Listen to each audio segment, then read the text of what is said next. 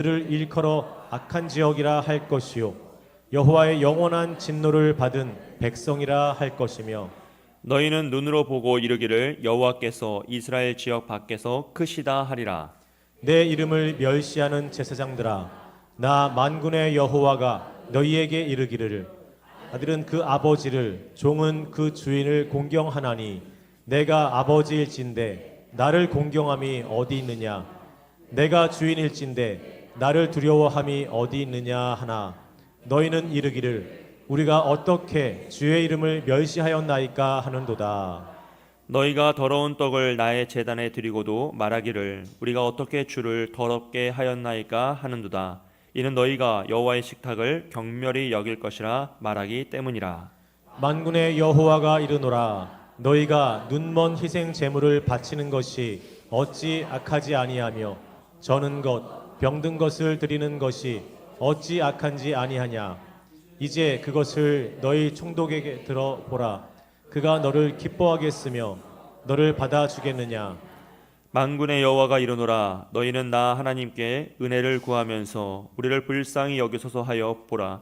너희가 이같이 행하였으니 내가 너희 중에 하나인들 받겠느냐. 만군의 여호와가 이르노라 너희가 내 제단 위에 헛되이 불사르지 못하게 하기 위하여 너희 중에 성전문을 닫을 자가 있었으면 좋겠도다. 내가 너희를 기뻐하지 아니하며 너희가 손으로 드리는 것을 받지도 아니하리라. 만군의 여호와가 이르노라 해 뜨는 곳에서부터 해 지는 곳에까지 이방 민족 중에서 내 이름이 크게 될 것이라. 각처에서 내 이름을 위하여 분향하며 깨끗한 제물을 드리리니 이는 내 이름이 이방 민족 중에서 크게 될 것임이니라. 그러나 너희는 말하기를 여호와의 식탁은 더러워졌고 그 위에 있는 과일 곧 먹을 것은 경멸히 여길 것이라 하여 내 이름을 더럽히는도다. 만군의 여호와가 이르노라 너희가 또 말하기를 이 일이 얼마나 번거로운고 하며 코웃음을 치고 훔친 물건과 저는 것 병든 것을 가져왔느니라. 너희가 이같이 봉헌물을 가져오니 내가 그것을 너희 손에서 받겠느냐. 이는 여호와의 말이니라. 짐승떼 가운데 수컷이 있거늘 그 서원하는 일에 흠이 있는 것으로 속여 내게 드리는 자는 저주를 받으리니 나는 큰 임금이요 내 이름은 이방 민족 중에서 두려워하는 것이 됨이니라. 만군의 여호와의 말이니라. 아멘. 이 시간 황폐한 영성 하나님의 탄식이라는 제목으로 박태환 목사님 말씀 전하실 때 큰 은혜 받으시기 바랍니다.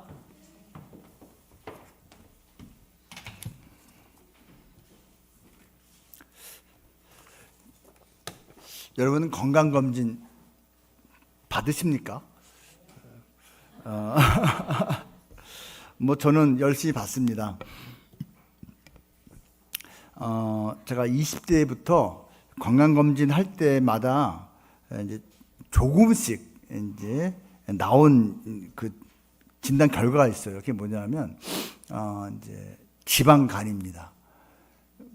제가 한평생을 검진받을 때마다 나왔어요. 근데 의사 선생님이 또 그렇게 말씀하셨고 주변에 있는 사람들한테 말하니까 한결같이 이렇게 말하는 거예요. 야, 그거 아무것도 아니야. 대한민국 사람들 지방간 다 있어. 그 말 다 하는 거예요. 그래서 의사 선생님도 이거 뭐 저보다 약하시네요. 이렇게 말하는 거예요. 그래서 이거 별거 아니구나. 매번 보면서도 매번 신경을 안 썼어요. 진짜로요. 그런데 그것이 이제 오랜 세월이 지나서 제가 이제 또 어느 날 건강검진을 했는데 간 경변이 나왔는데요. 지방간에 의한 간 경변이 나왔습니다. 그제서야 제가 아차 싶은 거예요. 약할 때, 작을 때 조처를 취했어야 되는데 오랫동안 방치했더니 지금은 신경 써서 관리를 해야 되는 처지가 됐습니다. 후회 막급입니다. 약도 잘 먹고 있고요. 운동도 꾸준히 하고 있고 식단 조절도 하고 있는데 그냥 애시당초 처리를 빨리 할 수 있었는데 그냥 미루고 놔뒀다가 지금 더 큰 신경을 쓰는 에너지를 쓰는 상황이 되어버렸습니다. 여러분 건강검진 잘 받으시고요. 결과 뭐가 나왔으면 빨리 조처를 시작하시기를 바랍니다. 그런데 여러분 육적인 검진뿐이 아니라 영적인 검진도 사실 우리는 꾸준하게 받아야 됩니다. 오늘 우리는 구약 성경의 마지막 책인 말라기서를 통해서 우리 자신의 영적인 건강 상태를 점검하고자 합니다. 여러분, 말라기 선지자가 어느 때 살았는지 다 알고 계시죠? 예수님이 오시기 직전에 한 400년 정도에 살았어요. 구약의 마지막 책 선지자로 나와 있지요. 그리고 바벨론에서 포로 생활을 했었던 그 이스라엘 유다 백성들이 돌아오고 나서, 포로 귀환하고 나서 한 120년 정도 시간이 흐른 시점입니다. 사실 바벨론 포로 상태에서 돌아왔을 때 그때는 분위기가 참 괜찮았습니다. 강제로 타국살이 하던 그들이 그동안 그렇게 영원하던 모든 것이 이루어졌거든요. 고향 돌아왔죠. 성전 재건됐죠. 하나님께 드리는 제사 시스템 복원됐죠. 그 정도면 충분히 열심히 행복하게 살 수 있잖아요. 그런데 시간이 흘러가면서 그들의 속사람이, 내면이 철저하게 무너져 내렸습니다. 뜨거웠던 해방과 구원의 감격이 어느 틈엔가 기억도 안 나요. 식어버렸어요. 또 성전 자유롭게 들락날락 예배드릴 수 있는데 그 드나드는 발걸음이 무거워졌어요. 영적인 황폐함이 개인과 온 공동체에 퍼지게 되었습니다. 한때는 뜨거운 부흥의 불길이 있었는데 그것이 지나고 나니까 싸늘하게 식어버린 종교의 잿더미만 남은 것입니다. 오직하면 10절 말씀에서 하나님께서 탄식하지 않습니까? 야, 제발 누가 이 성전문을 닫아버려라. 이렇게 할 바에야 차라리 예배를 드리지 마라 라고 말할 정도가 됐습니다. 그 말라기 시대로부터 지금 2400년 정도가 훌쩍 지났습니다. 우리의 모습은 어떠합니까? 여러분, 참 멋지고 예쁜 예배당 아닙니까? 이 조명도 좋고요. 에어컨 잘 나오지요. 예, 그리고 여러분, 맛있는 식당도 있고요. 또 세련된 찬양도 있고, 또 우리 담임 목사님 말씀 얼마나 좋습니까? 풍성한 맛있는 말씀도 있어요. 그런데 정작 우리 중심에 하나님을 향한 열정이 사라지고 처음 하나님을 사랑했을 때 그 감격의 눈물이 어느새 다 메마른 모습으로 우리가 지나고 있지 않습니까? 오늘 이 말라기서에 나오는, 특별히 1장에 나오는 그 이스라엘 백성들의 과거의 그 세 가지 모습을 반면 교사로 삼아서 지금 우리의 영적인 상태를 한번 진단해 볼 수 있는 기회를 삼기를 원합니다. 영적 황폐함의 첫 번째 징후는 하나님 사랑을 잊어버리는 망각입니다. 잊어버림, 망각인데 뭘 잊어버린다고요? 하나님 사랑을 잊어버리는 것입니다. 본문 2절에서 하나님은 이스라엘을 향해서 절절한 목소리로 말씀하십니다. 여호와께서 이르시되 내가 너희를 사랑하였노라 라고 말씀하고 있죠. 그런데 이스라엘 백성들의 반응이 충격적입니다. 주께서 어떻게 우리를 사랑하셨나이까? 라고 당당하게 따져 묻습니다. 사실 그 당시에 이스라엘 백성들 입장에서는요, 현실이 좋지 않았어요. 멈추지 않는 현실적 고난과 뜻대로 되지 않은 온갖 상황 속에서 이스라엘은 과거 하나님께서 베푸셨던 모든 사랑, 바벨론에서 포로 상태에서 돌아온 것을 포함한 그 신실한 사랑을 완전히 망각한 거예요. 내 형편이 지금 이 모양 이 꼴인데 하나님, 날 지금 사랑하고 있는 게 이게 맞는 겁니까? 라고 원망하고 있는 거예요. 여러분, 이러한 원망 어디서 본 것 같지 않습니까? 누가복음 15장에 보면요, 그 유명한 돌아온 탕자의 비유가 나옵니다. 거기에 동생이 돌아왔을 때 맏아들, 그 형님이 아버지한테 엄청나게 그 서운함을 토로한 장면 기억하시죠?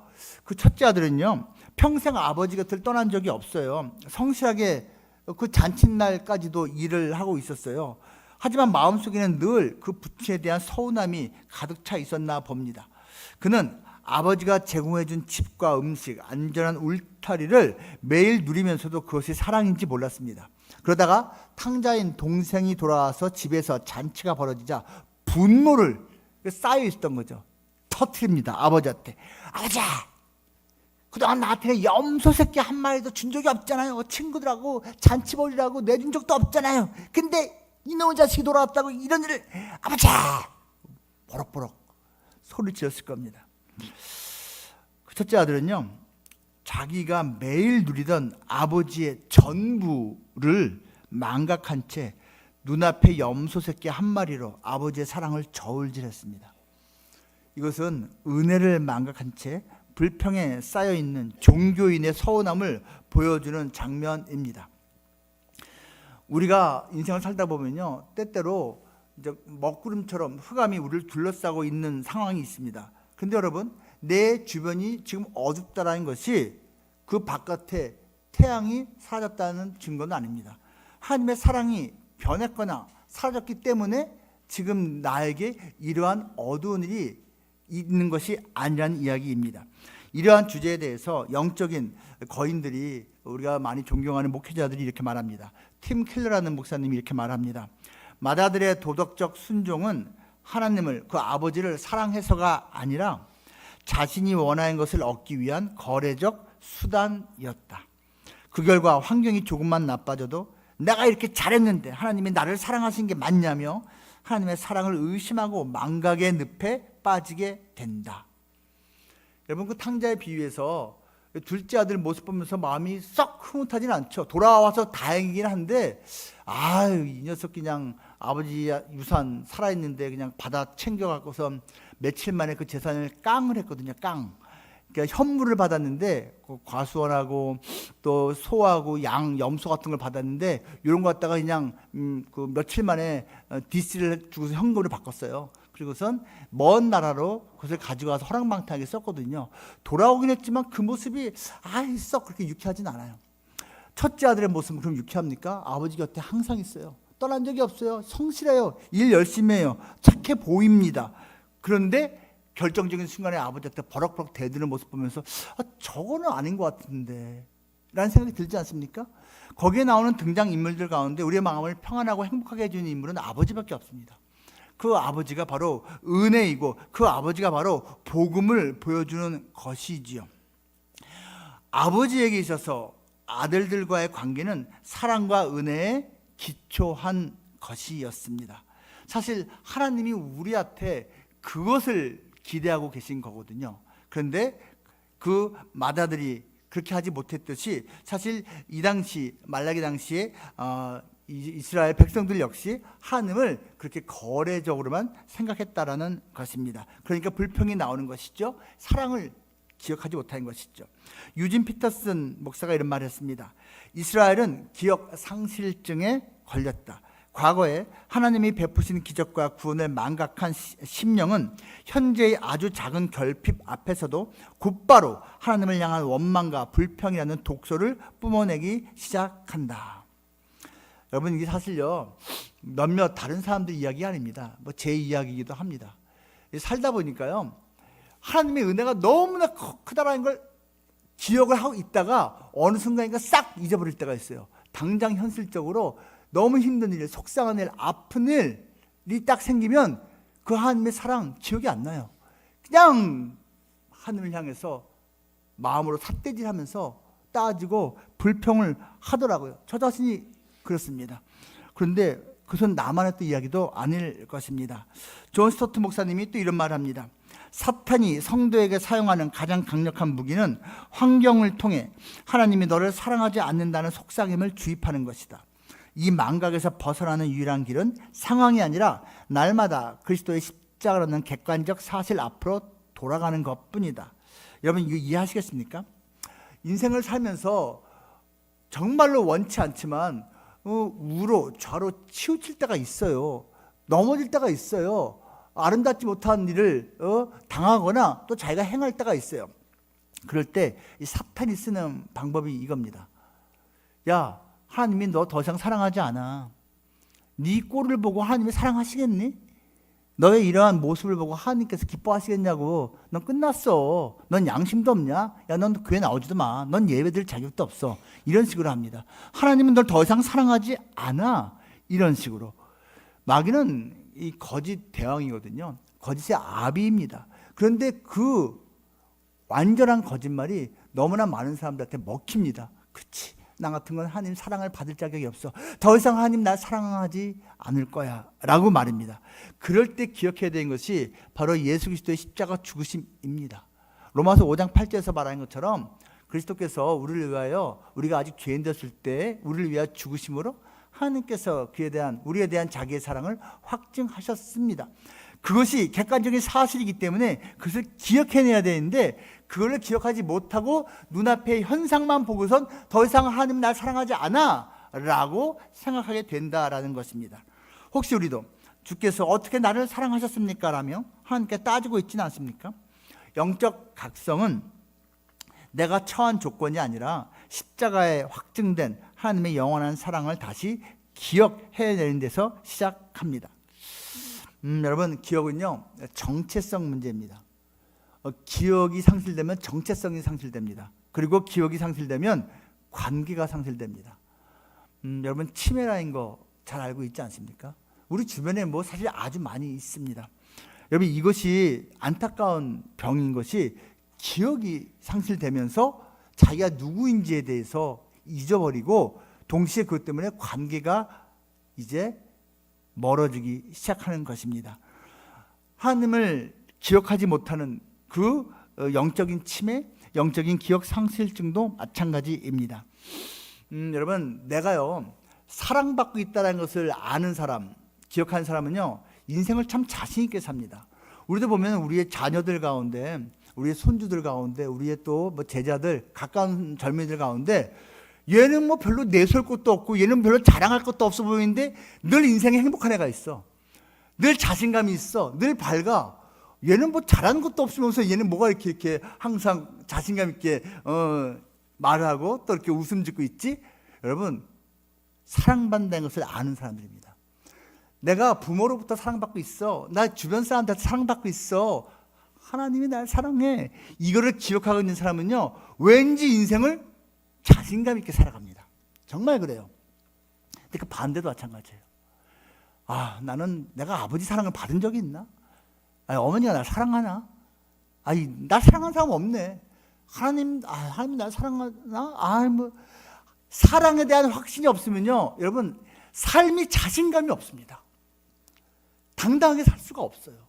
사랑을 인식하는 것, 사랑받고 있음을 기억하는 것이 우리의 삶을 또한 규정해 준다라는 것입니다. 여러분, 이 사랑, 하나님의 사랑을 늘 깨닫고 있습니까? 기억하고 있습니까? 그 탕자가 어떻게 돌아왔죠? 여러분, 기억해 보시기 바랍니다. 아버지 사랑을 기억하고 돌아왔습니다.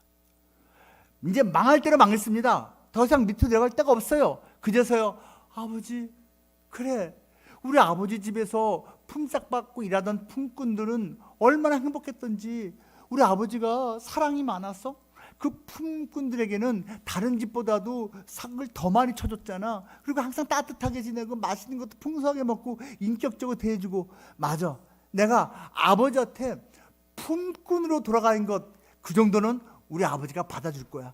내가 염치가 없으니까 아들은 택도 없고 내가 일꾼으로서 가서 일하면 우리 아버지가 나에게도 품삯을 주시겠지? 그럼 굶지는 않겠지 하고 돌아간 겁니다. 기억했기 때문에 돌아간 거예요. 근데 이 아들이 잘못한 것이 있죠. 뭐죠? 아버지 사랑은요 요만큼이 아니었어요. 품꾼 받아주는 정도의 사랑이 아니고 이만한 거였어요. 근데 그걸 모르고 아버지의 사랑이 요만하다라고 오해를 했지만 그만큼이라도 기억하고 돌아갔더니 아버지가 이만한 사랑으로 받아주셨습니다. 여러분, 사랑을 기억해내면 관계가 회복됩니다. 사랑을 인정하면 돌아갈 수 있습니다. 회복되고 그리고 회개할 수 있다란 말입니다. 영적 황폐함의 두 번째 징후는 하나님 경외가 없는 착각입니다. 착각. 뭐가 없다고요? 하나님 경외, 두려움이 없는 착각입니다. 나는 하나님을 두려워하고 있어, 하나님을 경외하고 공경하고 있어 라고 생각하고 있는데 사실은 하나님을 멸시하고 있는 모습, 그러니까 착각하고 있는 거죠. 이것이 영적 황폐함의 두 번째 징후인 것입니다. 6절에서 하나님은 말씀하십니다. 내 이름을 멸시하는 제사장들아, 네가 나를 공경하는 게 어딨냐? 너희들은 내 이름을 멸시하고 있어 라고 말씀하고 있습니다. 여러분, 여기서 왜 그냥 백성들아 그러면 되는데 내 이름을 멸시하는 제사장들아 라고 특별히 이렇게 말을 할까요? 이는 간단합니다. 더 큰 책임이 제사장들에게 있기 때문입니다. 이거예요. 눈먼 것, 저는 것, 병든 것, 이러한 하자투성이인 재물을 하나님께 바친다고 가져온 거예요. 8절에 나와 있죠. 그러면서 이 정도면 됐지, 안 드린 것보다 낫잖아 라는 그러한 생각을 이 사람들이 하고 있었습니다. 자, 백성들이 이러한 말도 안 되는 엉터리 재물을 가져와서 바친다고 했을 때 제사장이 NO! 하면 끝이에요. 제대된 거 가져와 하면은요, 에이씨 하면서 제대된 걸 가져왔을 거예요. 근데 제사장이요, 이거 안 되는데 이렇게 하면은 그걸 가져온 사람이 아이 왜 그러세요 하면서 이렇게 뒷돈 찔러줍니다. 온전한 재물을 준비하는 데는 예를 들면 10,000원이 든다고 치면 썩은 거, 남들이 가져가지 않는 거, 버릴 만한 거, 이거 1,000원이면 구입할 수 있어요. 1,000원이면 가져와요. 그래서 이걸 가져오니까 제사장이 이러니까 그냥 1,000원 더 찔러줘요. 남는 장사야. 그런 식으로 재물을 바치고 그런 식으로 제사를 드렸어요. 그런 식으로 제사장은 오케이 이렇게 한 거예요. 그러니까 너희 제사장들이 더 큰 책임이 있다고 그렇게 하나님께서 말씀하신 겁니다. 똑같은 거예요. 아니 똑같지 않죠. 제사장이 더 큰 잘못을 하고 있죠. 백성들과 제사장들이 함께 하나님을 멸시하는 모습이었어요. 세상의 높은 사람에게는 절대 바치지 못할 병들고 상한 예물을 만군의 여호와께 드리면서도 자신들이 하나님을 멸시하고 있다는 사실조차 깨닫지 못했습니다. 하나님을 함부로 여기는 무서운 불경죄에 빠진 겁니다. 이제 어떤 사람들이 이렇게 생각할 수 있어요. 아니 물론 완벽한 게 좋지만 사람이 완벽할 수 없고, 그리고 하나님의 아버지니까 친근감 있게 친밀감 있게 그렇게 좀 하자가 있는 것 좀 드려도 그 아버지가 받아줄 거라는 생각으로 좀 드릴 수 있는 거 아니냐고, 왜 이렇게 딱딱하게 구냐고, 이런 식으로 생각하는 사람도 있을지 모르겠습니다. 여러분, 우리가 하나님을 대할 때는요, 아버지로서의 친근감과 아버지로서의 경외감이 같이 있어야 됩니다. 이게 균형이 잡혀야 되는 거예요. 사실 어떤 사람들은 이 아버지가 너무 무서워서 아버지에 대한 두려움은 있는데 아버지에 대한 친밀감이 없이 힘들게 지내는 사람도 있습니다. 이거 안타까운 모습이에요. 근데 당시 이스라엘 백성들은 반대야. 뭐 친밀감이 있대요. 편해, 너무 편해. 근데 두려워할 줄 몰라. 예를 들어서 여러분, 제가 이제 제 아들 딸이 결혼을 했다 치고 그 집에 뭐 1년에 한 번 두세 번에 간다가 쳐요. 전화를 합니다. 예, 내가 내일 너희 집에 가서 점심 좀 같이 먹고 싶은데 괜찮니? 아버지 오세요. 그래, 딱 갔어. 근데 이제 내 아들하고 며느리가 식사 준비를 했는데 지네들이 전날 밤에 먹다 남긴 거 그냥 그대로 이렇게 밥도 이렇게 먹다 남은 거 이렇게 또 반찬도 먹다 남은 그대로, 아버지가 같이 먹어요. 그래, 그래 같이 먹자, 알았다. 저는 뭐 착하니까 맛있게 먹을 거예요. 그리고 몇 개월 후에 또 연락해요. 예, 내가 내일 너희하고 점심 한번 먹고 싶은데 가도 되니? 오세요. 똑같아. 또 그런 식으로 지들이 먹다 남은 거 갖다가 이렇게 대접한다고. 아버지 사랑해요 하면서 이렇게 막 줘요. 그래, 나도 너 사랑해. 그래, 알았어. 몇 개월 후에 또 그 다음에 또 그런 식으로 하면 제가 어떻게 반응을 해야 되는 겁니까, 여러분? 끝까지 그래 모른 척하고 그렇게 먹어줘야 됩니까? 먹다 남은 거? 만약 제가 여러분 그걸 보고선 야, 넌 이건 아버지를 대하는 모습이 아니지 라고 반응한다면은 여러분이 어떻게 생각하실래요? 저 꼰대 이렇게 생각하실 겁니까? 그건 아니죠. 여러분, 우리가요 육신의 아버지를 대할 때도 함부로 대하면 안 됩니다. 친밀감 필요하지만 두려움, 경외하는, 공경하는 마음을 같이 갖고 있어야 되는 건데, 이 당시에는 하나님을 이렇게 편하게 함부로 멸시하는 모습을 갖고 있으면서도 자기들은 하나님을 공경하고 있다라고 착각하고 있었다는 말입니다. 시편 25편 14절에서 이렇게 말합니다. 여호와의 친밀하심이 그를 경외하는 자들에게 있으며, 하나님은요 자기를 경외하는 자에게 친밀감을 주신다라고 말하고 있습니다. 착각은 때로 치명적인 결과를 가져오기도 합니다. 요즘은 뉴스에 별로 안 나오는데요, 과거 한 20년, 30년 전에는 이런 뉴스 나오지 않았습니까? 병원 응급실에 어떤 환자가 실려왔어요. 그래서 살리겠다고 산소 마스크를 딱 씌웠는데 산소가 안 들어가고 일산화탄소가 들어갔어요. 그 죽는 거. 뉴스에 몇 번 나왔었습니다. 엄청난 착각이지요. 또 어떤 사람이요, 렌즈를 끼고 있는데 식염수인 줄 알고 이렇게 뽁뽁했는데 식염수가 아니라 순간 접착제였어요. 뉴스에서 제가 봤습니다. 저도 그 뉴스를 딱 보면서 여러분하고 똑같이 반응했어요.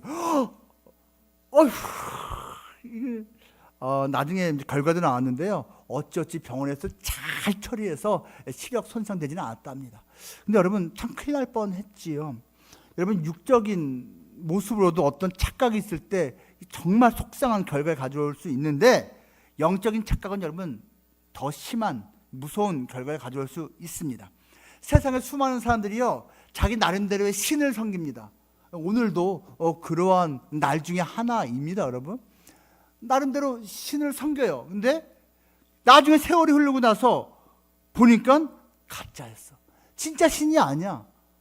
여러분 생각해 보십시오. 우리는 제대로 된 참 진리신 신을 하나님을 섬기고 있잖아요.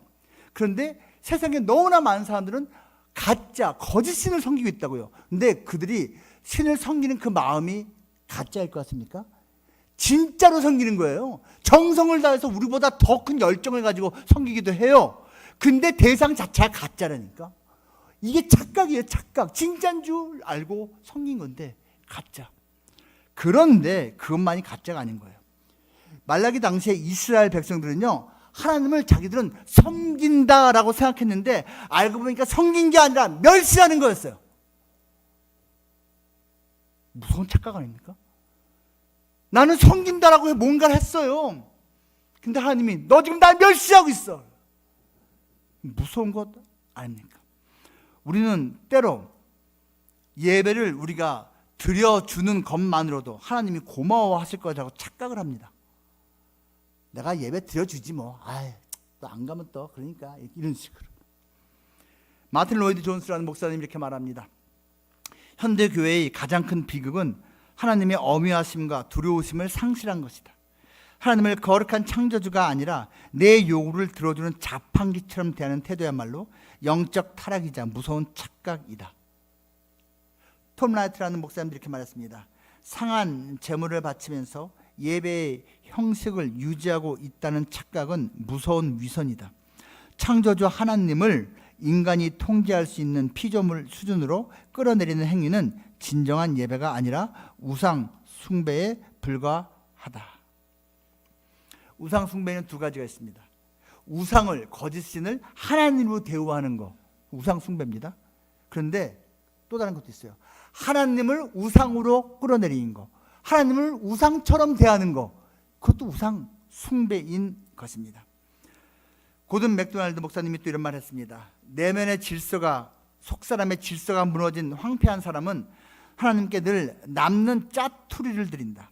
남는 시간을 드립니다. 남는 물질을 드리고 남는 열정을 쓰레기처럼 던지면서도 스스로 신앙생활을 잘하고 있다고 착각하는 것이 영적 맹점이다. 하나님은 거지가 아닙니다. 거지를 두려워하는 사람은 없습니다. 거지는 멸시당하기 일쑤죠. 그런데 이스라엘은 왕을 대하는 경외감이 아닌 거지를 대하는 멸시로 하나님을 대하면서 이 정도면 공경이라고 오만하고 어리석은 착각을 하고 있는 것입니다. 하나님은 우리 삶에 짜투리 헌신만 줘도 되는 그런 분이 아닙니다. 주님은 우리의 온전한 중심과 최고의 가치를 받기에 합당하신 분입니다. 하나님을 두려워하는 것은 하나님을 하나님답게 섬기는 필수 요소인 것입니다. 영적 황폐함의 마지막 징후는 예배의 기쁨을 잃어버린 무감각입니다. 무감각. 뭐를 잃어버렸다고요? 예배의 기쁨. 여러분 제가 세 가지 각 얘기했는데 기억하십니까? 첫 번째는 망각. 두 번째는 착각. 세 번째가 무감각. 본문 13절 이렇게 말합니다. 만군의 여호와가 이르노라 너희가 또 말하기를 이 일이 얼마나 번거로운가 하며 콧 웃음치고. 여러분 무섭지 않습니까? 이걸요 크게 외치지 않았을 거예요. 근데 예배를 드리러 오는 사람들이 이렇게 일주일에 한 번 이렇게 자주 와. 한 달에 한 번씩 예배면 좋은데 일주일에 한 번 꼬박꼬박 귀찮아. 여기서 번거롭다는 말 귀찮다는 뜻이에요. 그리고 예배 콧웃음 핑핑 칩니다. 근데 이거를 하나님이 다 보고 계세요. 하나님이 속으로 생각한 거, 혼자서 중얼거린 거 다 보고 듣고 계세요. 콧웃음 삥삥 친 거 다 보고 계시면서 하나님이 너무 자존심 상해하신 거예요. 너무 모멸감을 느낀 거예요. 의무감만 남은 종교행위, 습관적인 예배 속에서 하나님과의 인격적인 연합과 친밀감은 완전히 사라졌습니다. 껍데기만 남은 죽은 신앙이 된 것입니다. 하나님께서는 차라리 이 기만적인 종교행위를 멈추게 하려고 너희 중에 성전문을 닫을 자가 있었으면 좋겠다라고 탄식하고 있는 것입니다. 여러분, 무감각 정말 무서운 병입니다. 여러분, 나병, 그 한센시 병이 감각이 없는 게 무서운 거잖아요. 여기가 지금 병이 들어오고 썩어가고 곪고 있는데 몰라요. 감각이 없어서. 여러분, 육체적인 무감각만 문제입니까? 영적인 무감각증이라는 그러한 건강 이상 상태에 빠진 증거가 바로 예배의 기쁨이 없다라는 것입니다. 예배의 기쁨이 없는 것과 영적인 무감각과 하나님과 멀어짐은 새쌍둥이입니다. 같이 갑니다. 뭐가 새쌍둥이라고요? 예배의 기쁨을 누리지 못하는 것, 영적으로 무감각한 것, 그리고 하나님과 멀어진 것이 같이 간다라는 것입니다. 여러분, 이제 신앙생활 다 오래 하셨죠? 저보다 더 오래 하신 분들이 아마 많을 겁니다. 제가 올해가 50년째, 예수님 만난 지 50년째가 됐는데요. 여러분은 뭐 저보다 더 오래 하신 분들 많으실 겁니다. 근데 이게 익숙해진 건 좋은데 어느 순간부터 매너리즘에 빠진 거예요. 어느 순간부터 그냥 뭐 예배 감격이 없고 찔림이 없고 이 행복이 없고 기쁨이 없어도 그냥 의뢰 그러니 하는 모습이 될 수도 있는 것이 이 오래 신앙생활한 사람들의 주의할 점, 약점이 될 수 있다라는 것입니다. 혹시 여러분 015B라는 옛날 가수들 기억하십니까? 그룹입니다. 015B라고 있었습니다. 한 30년 전쯤에. 전 좋아했습니다. 이 가사들이 참 좋았거든요. 그 중에요, 아주 오래된 연인들이라는 노래가 있습니다. 1절이 이렇게 시작이 돼요. 저녁이 되면 의무감으로 전화를 하고, 이런 게 나옵니다. 그리고 이제 뒷절부터는 노래 못 부르고 그냥 글자만 읽을게요. 관심도 없는 서로의 일과를 묻곤 하지. 가끔씩은 사랑한단 말로 서로에게 위로하겠지만 그런 것도 예전에 가졌던 두근거림은 아니야. 어느 순간부터 연애가요, 의무감이 된 거예요. 관심도 없는데 내가 안 물어봐주면 저쪽에서 삐지니까 그냥 또 해줘. 후렴이 이렇게 됩니다. 처음에 만난 그 느낌, 그 설레임을 찾는다면 우리가 느낀 실증은 이젠 없을 거야, 야, 이렇게 나옵니다. 이게 가사가 이렇게 돼 있어요. 그리고 2절이 이렇게 합니다. 주말이 되면 습관적으로 약속을 하고, 연인이. 우리도 주말이 되면 습관적으로 교회 나오죠. 서로를 위해 봉사한다고 생각을 하지. 우리도 여러분 때로요, 하늘 만나는 게 기쁜 게 아니고요, 하늘을 섬기는 게 기쁜 것이 아니고 그냥 내가 봉사하는 거다. 이게 그냥 한번 시작했으니까 끝까지 해줘야지. 뭐 그 정도 생각을 합니다. 가끔씩은 서로의 눈피에 다른 사람 만나기도 하고. 사실 예배를 드리러 여기 오긴 하는데 내 마음속에 내가 사실은 하나님보다 더 사랑하는 존재가 있어. 하나님보다 나를 더 기쁘게 해주는 존재가 있어. 그래도 뭐 다니던 게 교회니까 교회는 다녀야지. 자연스레 이별할 핑계를 찾으려 할 때도 있지. 여차하면 그냥 교회 떠나고, 하나님 말고 그냥 다른 거 그냥 섬기면 안 될까? 아니, 그냥 하나님 섬겨도 꼭 교회를 나와야 되나? 내 마음에 있으면 되는 거지. 감동이 사라집니다. 두근거림이 없어요. 설렘이 없는 연인 사이, 매너리즘에 빠진 관계입니다. 여러분, 매너리즘에 빠진 신앙도 마찬가지입니다. 하나님이 더 이상 기쁨의 대상이 아닙니다. 하나님 말고 다른 것에 내 마음을 더 줍니다. 다른 것에서 최고의 기쁨을 찾습니다. 여러분, 이게 정말 있을 수도 있는 현상인데 신앙생활을 오래 하면 문제는 이걸 아무렇지도 않게 여기는 모습입니다. 제가 요즘 하나님께 드리는 기도 중에 이게 있어요. 하나님, 제가 정말 주님이 저를 찾아와 주신 지 50년째를 지금 지내고 있고 너무나 감사한데 아주 솔직한 저의 모습은 하나님, 제가 지금보다도 오히려 저는 10대 때 그리고 20대 때 그때가 더 순수하게 하나님을 사랑했습니다. 그때가 더 순수하게 하나님을 찬양하고 기도하고 예배를 드렸습니다. 지금 목사니까 이렇게 저렇게 기도하고, 목사니까 말씀 보고, 목사니까 사람들 만나고, 목사니까 하는 것들이 책임감으로서 참 많은데, 그때는 목사 아무것도 아닌데도 그냥 예배드리는 것 자체가 너무 좋았습니다.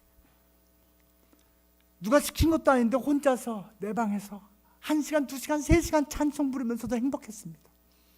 여러분, 요즘처럼 멜로디 좋은 가스펠송도 없던 시대예요. 찬송곡만 부르면서도 1장부터 500장까지 그냥 혼자서 부르면서 너무 좋았어요. 하나님이 내 방 안에 같이 있다, 지금 이 자리에 예수님이 계시다라는 걸 너무도 깊이 느꼈기 때문에 행복하게 말씀 보고 찬양하고 기도했어요. 고3 때 오죽하면 제가 기도 제목이 뭐였는지 아세요? 하나님, 저 빨리 대학생 되고 싶어요. 성경책 실컷 읽고 싶은데 고3이라서 성경을 하루에 20분 30분밖에 못 읽어요. 근데 대학생 되면 저 실컷 읽을 수 있으니까 어서 대학생 되고 싶어요. 그랬어요. 여러분, 그 10대 20대를 제가 여기서 보낸 겁니다. 이 교회에서 보낸 거예요. 근데 30대 중반부터 신학교 가고 그 다음부터 목회자로서 여지껏 살고 있는데, 하나님, 더 많은 것을 알게 됐고 더 많은 경험을 했는데, 근데 내 마음속에 하나님으로 인한 기쁨은 그 어렸을 때가 훨씬 커요. 하나님, 저 그때의 모습으로, 그때의 마음으로 돌아가고 싶어요 라고 기도를 하고 있습니다. 여러분 어떠하십니까? 어떤 갓 예수를 만나고 이제 신앙생활 막 입문한 어떤 사람이 옆에서 같이 예배를 드리는데, 나는 덤덤히 앉아있는데 이 사람은 그냥 아멘 하고 있고, 찬양 부를 때도 그냥 이렇게 너무 행복한 모습으로 찬양하고, 이런 모습을 보면서 혹시 이런 생각하지 않으세요? 좋을 때다, 나도 이런 때가 있었지, 뭐 이 정도로 넘어가지 않습니까? 나도 이렇게 해야 되는데, 나도 이렇게 하고 싶은 데가 아니고, 그래 나도 옛날엔 그랬어, 이렇게 말입니다. 형식만 남은 종교생활에 대해서 영적 지도자들은 이렇게 말합니다. 유진 피터슨, 기쁨과 자발성이 거세된 예배는 하나님에 대한 가장 세련된 모욕이다. 뭐가 없으면요? 기쁨이 없고 자발성이 없는 예배는 이건 모욕이다, 하나님한테. 타성적인 종교 의무감으로 드리는 예배는 영혼을 소생시킨 것이 아니라 오히려 영혼의 감각을 화인 맞은 것처럼 마비시킨다. 여러분, 이제 몇 년만 지나면요, AI 로봇이 우리 삶 속에 깊이 들어올 겁니다. AI 로봇. 여러분, 부엌에도 들어올 거고요, 우리 직장 사무소에도 들어올 겁니다. 공장은 이미 시작했고요. 근데 여러분, 한 10년쯤 되면은 아마도 AI 로봇 설교자가 등장할 겁니다. AI 로봇 설교자. 여러분, AI 로봇 설교자가 서면은 좋은 점이 뭔지 아세요? 설교 시간 칼같이 지킵니다. 이렇게 막 인간처럼 뭐 오버하거나 그러지 않을 겁니다. 원어를 그냥 뭐 헬라어, 히브리어, 뭐 아람어 등등 자유자재로 쓰면서 막 말을 할 겁니다. 예화도 여러분, 우리들은 예화 찾으려면 힘들어요. 근데 막 전 세계에 있는 엄청난 예화를 갖다가 막 쓸 겁니다. 목소리 톤도 듣기에 제일 좋은 목소리 갖다가 막 쓸 겁니다. 무슨 말인지 아시겠어요? 아마 듣기에 정말 좋을 거예요. 그리고 어떤 경우에는요, 그 AI 로봇 때문에 감정 상하는 일은 별로 없을 겁니다. 이게 무슨 말이냐면요, 목사가 여기 서 있죠. 여러분들이야 뭐 이제 저를 사랑해 주시고 이렇게 또 아껴 주시니까 괜찮으시겠지만, 어떤 사람은 박태환 목사 저기 단상에 서 있네, 나 저 인간 싫어하는데 저 인간이 또 말씀 전하네, 벌써 브레이크가 딱 걸립니다. 사람 있으면요. 또는 내가 저 사람 사생활을 좀 아는데 저 사람 저거 별론데 저 인간이 자꾸 말씀을 전하네, 이게 돼요, 여러분. 근데 AI 로봇이 딱 쓰면 내가 제 사생활을 알아, 이런 거 없잖아요. 근데 좋은 점이 참 많아. 근데 여러분, AI 로봇에 결정적인 하자가 있어요. 자발적이지 않아요. 프로그램 된 대로 합니다. 기쁨을 갖고 말씀 전하지 않습니다. 성령으로 전하지 않습니다. 저는 하나님의 기쁨을 갖고 전합니다. 성령으로, 하나님의 영으로 전합니다. 마찬가지로 여러분도 하나님의 영으로 받아들인 거예요. 성령으로 받아들인 거예요. 성령이 주신 기쁨으로 받아들인 거예요. 만약에 그것이 없다면 로봇이지. 성령으로 받지 않으면 로봇이지. 그렇지 않겠습니까? 하나님은 우리가 로봇처럼 찬양합니다, 하나님 감사합니다, 블라블라, 그거 원치 않으세요. 자발적으로, 자원하는 마음으로, 진심으로, 기쁨으로 하나님 사랑합니다, 하나님 찬양합니다. 그 고백을 우리가 하기를 하나님은 원하시는 거예요. 그런 의미에서 기쁨이 빠진 예배는요, 정말로 결정적인 하자가 되는 것입니다. 마틴 로이드 존스 목사님이 이런 말 했습니다. 성령의 불이 꺼진 제단에서 의무감으로 드리는 예배는 영혼을 말라 죽게 하는 고문에 불과하다. 우리에게 필요한 것은 더 매끄러운 예배 형식이 아니라 우리 영혼을 뒤흔드는 성령의 임재와 그로 인한 기쁨의 각성이다. 사랑하는 서울남부교회 성도 여러분, 말씀의 거울에 비춘 지금 우리의 모습은 어떻습니까?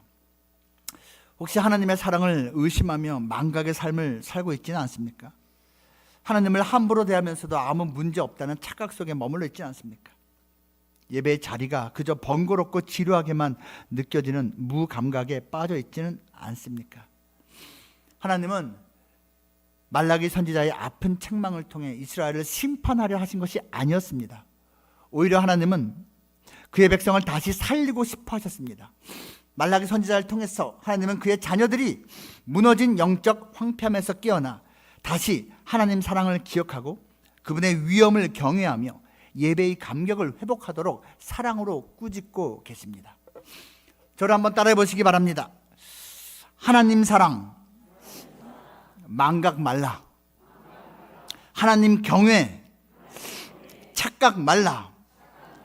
예배의 기쁨, 무감각 말라. 그래서 말라기. 정말로 하나님께서 기뻐하시는 우리의 삶이 되고 우리 예배가 되기를 원합니다. 형식적인 종교의 문을 닫고 우리 모두가 마음을 다하는 예배자로 설 때 우리 안에 가득 찬 영적 황폐함이 물러가고 하나님의 거룩한 부흥과 각성의 계절이 시작될 것을 믿습니다. 이 회복의 은혜가 남은 평생 우리에게 늘 가득하기를 주님의 이름으로 축복합니다. 기도하겠습니다. 하나님 아버지 감사합니다. 하나님이 사랑하시는 귀한 교회에서 이렇게 하나님의 말씀으로 주님을 바라보게 하심을 진심으로 감사드립니다. 하나님, 우리 서울남부교회가 이곳에 세워진 지도 50년의 세월이 훌쩍 넘었습니다. 긴 세월 동안 함께해 주신 것 정말 감사합니다. 하지만 우리가 개인적으로 오랜 신앙생활하고 또 이 교회가 세워진 지 반세기가 넘었다고 해서 우리의 신앙이 항상 좋은 것만은 아닐 것입니다. 주님, 우리 안에 영적인 나태함이 있지 않습니까? 영적으로 황폐해진 모습이 있지 않습니까? 매너리즘에 빠진 모습이 있지 않습니까? 혹시라도 우리 개인으로, 우리 가정으로, 우리 공동체로 그러한 것이 있다면 우리를 불쌍히 여기시고 용서해 주시옵소서. 그리고 우리를 다시 한번 새롭게 하시고 온전케 하시고 주님이 기뻐하시는 그 모습으로 성령의 충만함으로 채워 주시옵소서. 존귀하신 예수님 이름으로 기도합니다. 아멘.